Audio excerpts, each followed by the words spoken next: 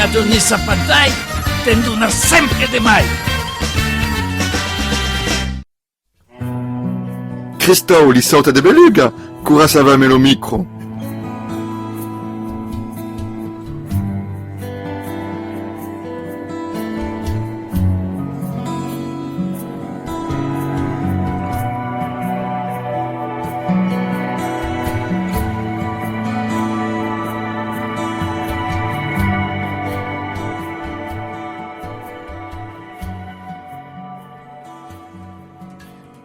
Allora, cari amici auditori di Radio Nissa Pantai, siguestu li benvengut aquí en le jardin des cimiers, sian enque dimeneghe le 1er de mai do 2016, es 11 ora de matí manco 10 minuta, e donc la festa va començar d'aquí 10 minuta, avec un programme cargat aquí tutta la bella giornata.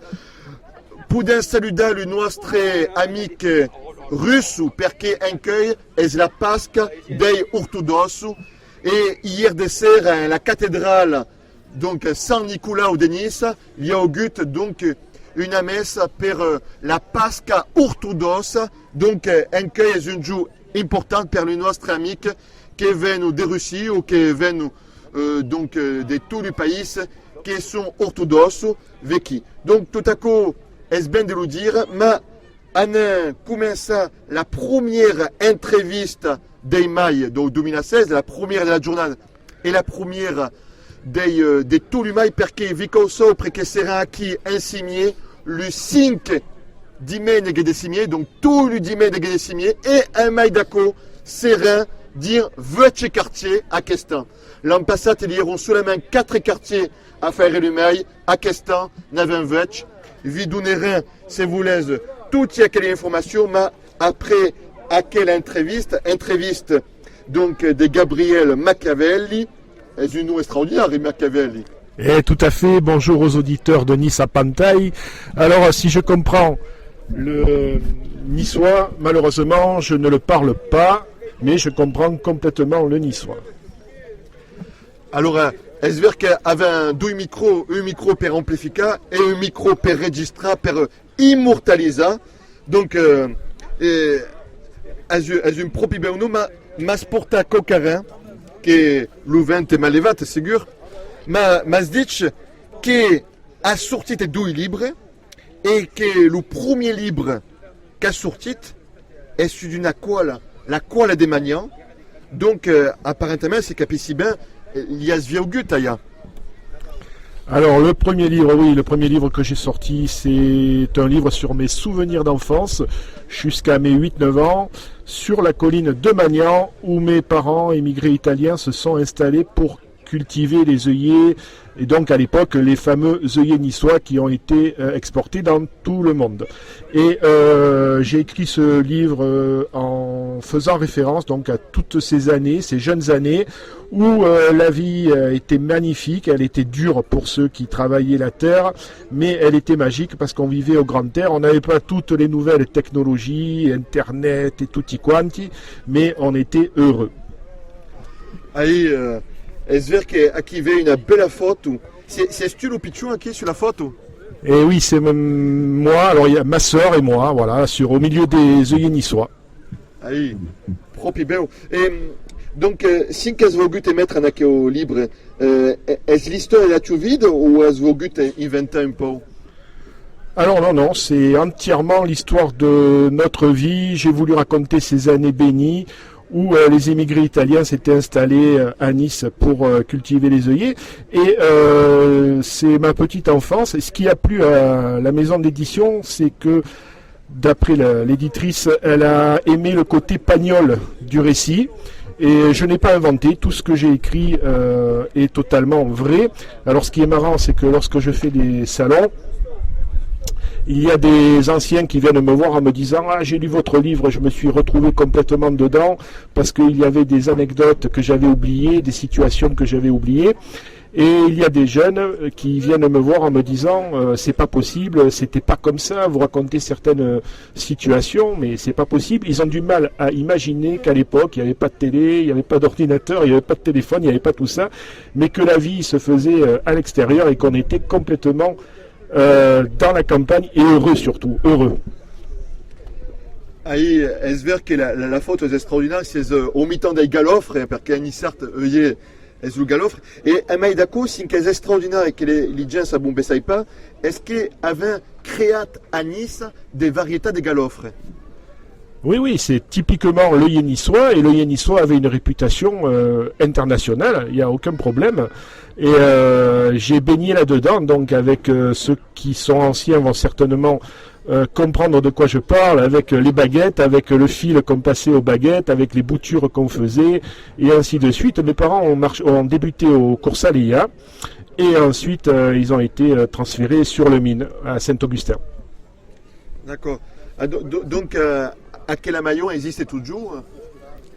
La maison existe toujours, mais elle a bien été transformée, donc on la reconnaît plus du tout. D'ailleurs, même la colline de Magnan a complètement été transformée. Il y a des habitations, il n'y a plus de serre, il n'y a plus rien, quoi. Tout a été urbanisé. Allora, es ben già che la Ciumaillon esiste toujours, perché la Sauput, di la Playa de Varnia, che si sono fatte profonda li Ciumaillon, come la famiglia Venturino, poteva un pensier per Giovannina Venturino, che è morta, in seguida della sua espropriation. Donc la Ciumaillon existe toujours, donc la pose en caravelle, mais a eu un moulon de transformation, à se dit. Oui, oui, elle a subi beaucoup de transformations. Bon, on la reconnaît plus par rapport à ce qu'elle était avant, mais bon, de toute façon, toute la colline a été transformée.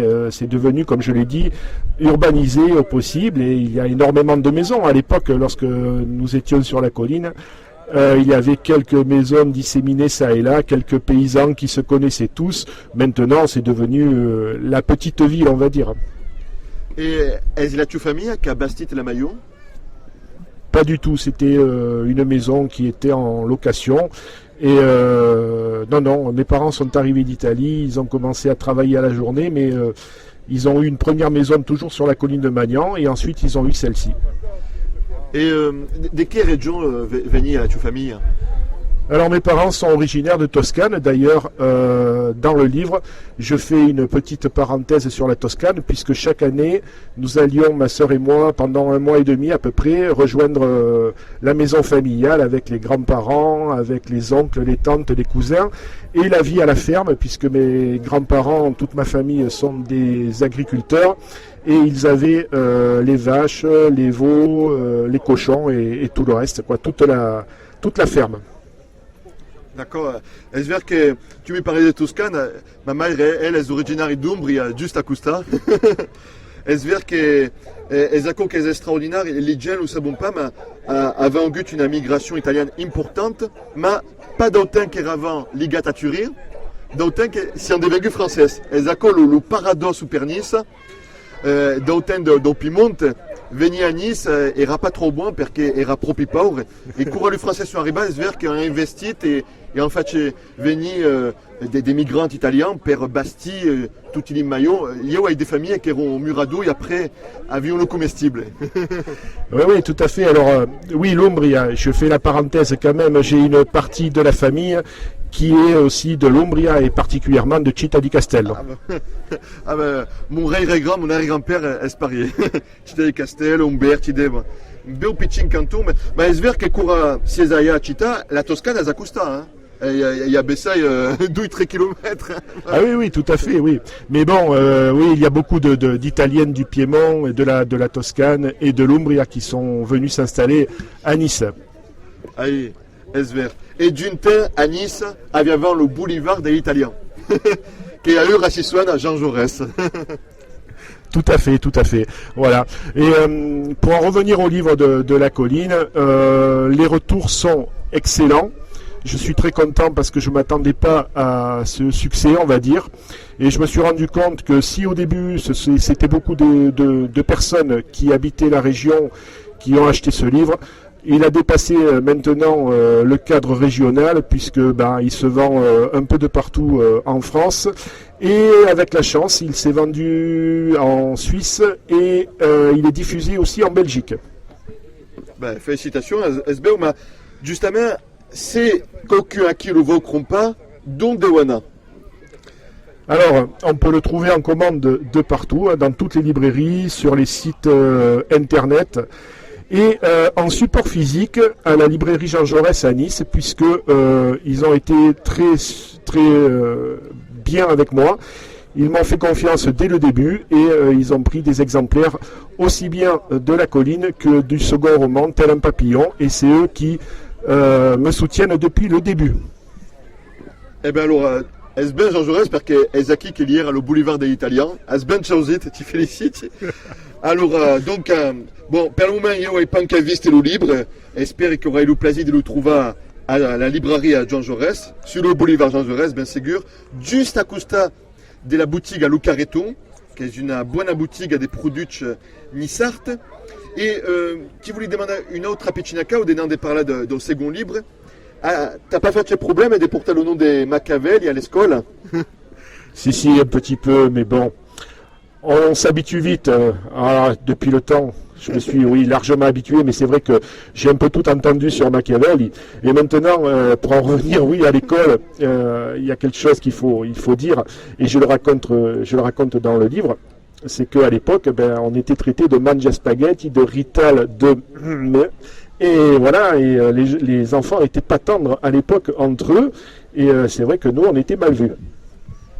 Maman grand, le bien qu'une tête, vaut mai une morte maillon qu'un pérugien à la porte, par exemple. Connaissez laquelle? Oui, je connais le sens de tout ça. Voilà. Bon, donc sinon, Venez d'escrire un second livre. Alors, est-ce vrai que le premier qu'on bien précisa, si soit en français La Colline, fait référence à la quoi la des Magnan.